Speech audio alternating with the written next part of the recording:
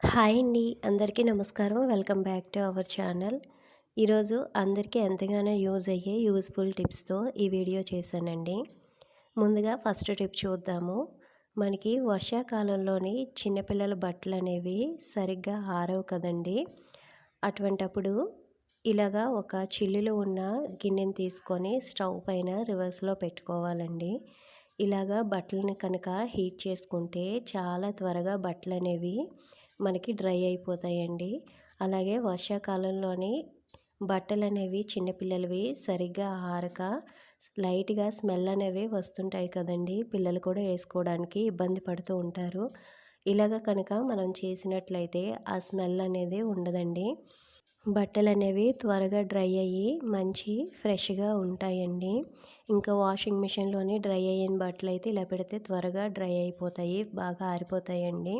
ఈ టిప్ అనేది మీకు యూజ్ అవుతుందని అనుకుంటున్నాను. నెక్స్ట్ అండి, ఇలాగా అల్లం వెల్లుల్లి వేసుకున్న జార్స్ కానీ లేదా ఊరగాయ వేసుకున్న డబ్బాలు కానీ మళ్ళీ రీయూజ్ చేయాలంటే ఆ స్మెల్ అనేది వస్తుంటుంది కదండి, జిడ్డు వాసన. ఇంకా అల్లం వెల్లుల్లి వేసుకున్న డబ్బాలు అయితే ఇంకా అస్సలు చూడలేమండి. చాలా స్మెల్ అనేవి వస్తూ ఉంటాయి. ఇప్పుడు ఆ స్మెల్ అనేది లేకుండా ఎలాగ మనం డబ్బాల్ని క్లీన్ చేసుకోవాలో ఇప్పుడు ఒక టిప్ చూద్దామండి. డబ్బాల్ని క్లీన్ చేసుకున్న తర్వాత ఇలాగా బిర్యానీ ఆకు, లవంగా మొగ్గల్ని ఈ విధంగా మనం కాల్చేసుకోవాలండి. లవంగాలు కూడా పూర్తిగా ఈ ఆకుతో పాటు కాలిపోవాలి. ఇప్పుడు మనకి ఆ పొగ అనేది వస్తుంటుంది కదండీ! ఆ పొగని మనం ఈ డబ్బాల్లోకి బాగా పట్టించుకోవాలి. అల్లం వెల్లుల్లి వేసుకున్న డబ్బాలు కానీ, ఊరగాయ డబ్బాలు కానీ ఈ విధంగా దానిపైన ఇలాగ రివర్స్‌లో పెట్టి ఆ లోపల వరకు ఆ పొగ కనుక పట్టించినట్లయితే మనకి అస్సల ఊరగాయ స్మెల్ కానీ లేదా అల్లం వెల్లుల్లి పేస్ట్ స్మెల్ కానీ అస్సల ఉండదండి. మనకి డబ్బాలు మళ్ళీ మామూలు స్మెల్ అనేవి వస్తుంటాయి. వీటిని మళ్ళీ మనం చక్కగా యూజ్ చేసుకోవచ్చండి ఆ స్మెల్ అనేది లేకుండా. ఈ టిప్ కనుక మీకు నచ్చినట్లయితే తప్పకుండా లైక్ చేయండి. నెక్స్ట్ టిప్ చూద్దామండి. మనం నెయిల్స్ అనేవి కట్ చేసుకునేటప్పుడు అవి ఎగిరిపోతూ ఉంటాయి కదండీ! అలా కాకుండా అవి మనకి నెయిల్ కట్టర్‌లోనే ఉండే విధంగా ఒక మంచి టిప్ చెప్తానండి. ఇప్పుడు మనకి సెల్లో టేప్ అనేది ఉంటుంది కదండీ! ఆ టేప్‌ని కొద్దిగా మనం చిన్నది కట్ చేసుకోవాలండి. మనం చూడండి ఈ విధంగా చిన్నది పీస్ తీసుకొని కట్ చేసుకొని ఇలాగా దీన్ని 2 పీసులుగా కట్ చేసుకోవాలి. ఇప్పుడు మనకి నెయిల్ కట్టర్‌కి ఈ సైడ్స్‌లోని మనం ఎడ్జెస్‌లోని అంటించుకోవాలండి 2 వైపులా కూడా. వీడియోలో చూపిస్తున్న విధంగా 2 వైపులా కూడా చిన్న చిన్న పీసెస్ అనేవి మనం అంటించుకోవాలి.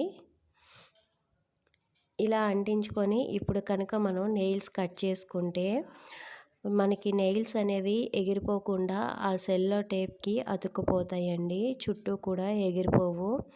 మనం నెయిల్స్ అనేవి కట్ చేసుకున్న తర్వాత ఆ టేప్ అనేది తీసి చూస్తే దానికి మనకి నెయిల్స్ అనేవి కట్ చేసుకున్నవి పీసెస్ చుట్టూ ఎగిరిపోకుండా దానికి అతుక్కుపోతాయండి. చూడండి, ఈ టేప్‌కి మన నెయిల్స్ అన్నీ అతుక్కుపోయాయి కదా! ఈ టిప్పు తప్పకుండా యూజ్ అవుతుందండి. ట్రై చేయండి. నెక్స్టు పిల్లలకి బట్టలకి ఇలాంటి బెల్ట్‌లనేవి ఆ డ్రెసెస్‌తో పాటు వస్తుంటాయి కదండీ! ఇవి ఎక్కడ పడితే అక్కడ పడేస్తుంటాము. అలా కాకుండా దీంతో ఇప్పుడు మీకు ఒక మంచి టిప్ చెప్తానండి. మన ఇంట్లోని ప్లక్కర్సు ఇలాంటి క్లిప్పులు చాలా ఉంటాయి కదండీ! వీటిని ఆర్గనైజ్ చేసుకోవడం కష్టం. ఎక్కడ పడితే అక్కడ పడేస్తుంటాము. అలా కాకుండా ఒక బెల్ట్ ఇలాగా హ్యాంగ్ చేసుకొని దీనికి కనుక క్లిప్పులు పెట్టుకున్నామంటే చాలా ఈజీగా తీసి పెట్టుకోవచ్చండి. క్లిప్పులన్నీ కూడా ఒకే దగ్గరగా ఆర్గనైజర్‌గా ఉంటాయండి. చూడండి చాలా నీట్‌గా కూడా ఉంటాయి. ఇలా తీసుకొని ఈజీగా పెట్టేసుకోవచ్చండి. ఈ టిప్పు మీ అందరికీ యూజ్ అవుతుందని అనుకుంటున్నానండి. నెక్స్ట్ టిప్ చూద్దాము. మనం ఒక్కొక్కసారి వడియాలు, అప్పడాలు వేయించుకుంటాం కదండీ!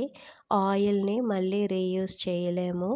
అలాంటప్పుడు ఆయిల్ ఎక్కువగా వేస్ట్ కాకుండా ఇలాగా తాలింపు బాండీ అనేది చిన్నది ఉంటుంది కదండీ! అందులోని కొద్దిగా ఆయిల్ వేసుకొని ఇలాగ అప్పటికప్పుడు వేయించుకుంటే ఆయిల్ ఎక్కువగా వేస్ట్ కాదండి. ఈ టిప్స్ అన్నీ కూడా మీకు యూజ్ అవుతాయని అనుకుంటున్నానండి. ఈ టిప్స్ కనుక మీకు నచ్చినట్లయితే తప్పకుండా లైక్ చేసి, షేర్ చేసి, సబ్స్క్రైబ్ చేసుకోండి. థ్యాంక్ యూ ఫర్ వాచింగ్ అండి.